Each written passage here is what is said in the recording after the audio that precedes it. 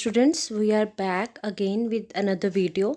तो इस वीडियो में हम जो डिस्कस करने वाले हैं that is how to solve assertion reasoning.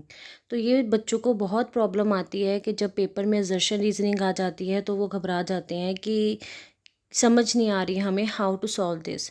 तो अगर आप मेरे ये टिप्स और ट्रिक्स फॉलो करेंगे तो आपकी जो असर्शन रीजनिंग है वो काफ़ी हद तक आपको सॉल्व करनी आ जाएगी। तो let us start with it.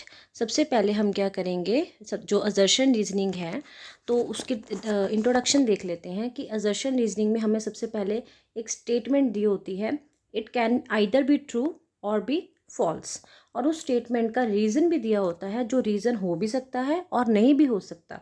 यानी वो रीज़न या ट्रू होगा या फॉल्स होगा या वो उसका करेक्ट रीज़न होगा। तो देयर आर 3 पॉसिबल सिचुएशंस। तो हमने उसको सॉल्व कैसे करना है उसको समझते हैं। सबसे पहले हमारे पास स्टेप्स आता है। स्टेप नंबर 1, हमने यहाँ पे ना मेथड ऑफ एलिमिनेशन फॉलो करना है।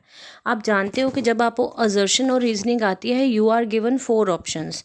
तो आपने उन 4 ऑप्शंस में से एक एक करके ऑप्शंस को निकालना है कि this is not the answer. उसके लिए सबसे पहले हम क्या करेंगे, सबसे पहले हम चेक करेंगे कि जो आपकी नॉलेज है आपको सारे फैक्ट्स की वो आपके होनी ज़रूरी है।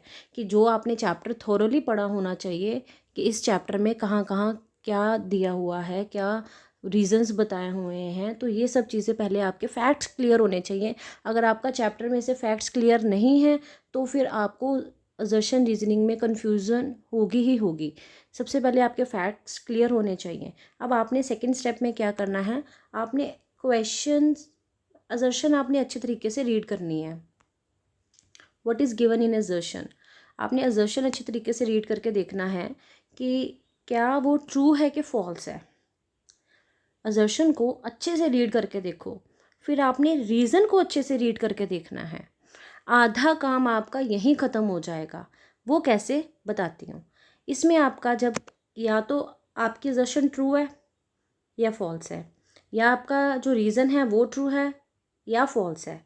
अगर इन दोनों में से कोई भी केस होता है कि दोनों में से एक भी फॉल्स है तो आपका ऑप्शन 3 या ऑप्शन 4 जो हमें दिया होता है पेपर में, उन दोनों में से कोई भी आपका जो ऑप्शन है वो यहाँ पर आप लगा देंगे। तो आपको पहले 2 ऑप्शंस देखने की ज़रूरत ही नहीं पड़ेगी।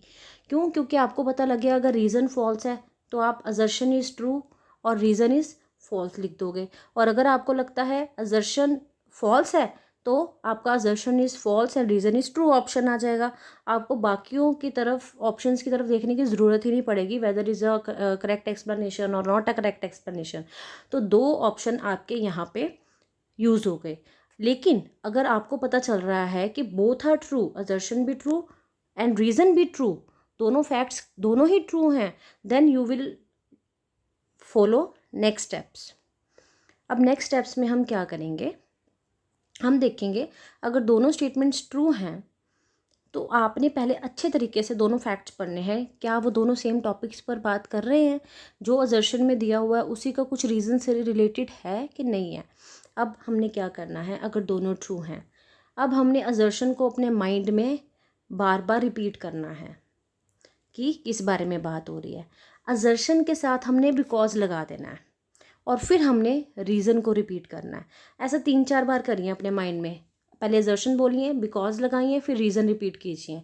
तो आपने देखना है क्या इसमें कोई सेंस बन रही है कि नहीं बन रही है।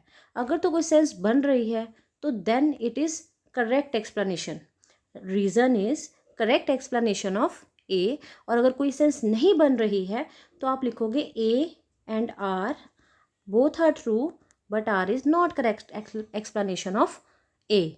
तो इस तरीके से आपके चारों ऑप्शंस जो हैं वो आपने पूरा अपना सेंसिबली इनको समझकर थॉरली फिर आपने इनको अटैम्प्ट करना है। इनको जल्दी जल्दी में अटैम्प्ट करोगे तो गलत होने के चांसेस ज़्यादा होंगे। अब मैं आपको एक एग्जांपल बताती हूँ हाउ टू सॉल्व इट। यहाँ पे हमें असर्शन दी हुई है water is necessary for our body. ठीक है, ये तो पढ़ने से मुझे पता लग गया ट्रू है। आगे, water helps to maintain the temperature of our body also need for some chemical reactions. ठीक है, अब अगर मैं दोबारा इन दोनों को पढ़ूँ तो मुझे समझ आ रही है कि ये भी ट्रू है और ये भी ट्रू है। अगर ये दोनों ट्रू हैं तो इट मीन्स दैट कि यहाँ पर मेरा थर्ड ऑप्शन भी एलिमिनेट हो गया और फोर्थ ऑप्शन भी एलिमिनेट हो गया।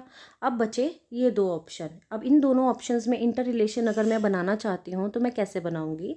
मैं इसको ऐसे पढ़ूँगी, water is necessary for our body because water helps to maintain the temperature of our body, also need for some of the chemical reaction. I'm repeating, water is necessary for our body because water helps to maintain the temperature of our body, also need for some chemical reaction. तो आपको दिख रहा है यहाँ पे proper sense बन रही है। दोनों फैक्ट ट्रू हैं और जो रीज़न है वो असर्शन की करेक्ट एक्सप्लेनेशन है। तो इस केस में हमारा जो फर्स्ट वाला ऑप्शन है वो राइट होएगा कि yes, A and R true and R is correct explanation of A. Hope इस वीडियो के बाद आपको assertion रीजनिंग करने में थोड़ी ईजीनेस होएगी। और अगर आप चाहते हैं कि किसी पर्टिकुलर सब्जेक्ट की या पर्टिकुलर क्लास की या पर्टिकुलर चैप्टर की assertion रीजनिंग्स में अपलोड करूं, then please comment, I will surely upload that. Thank you.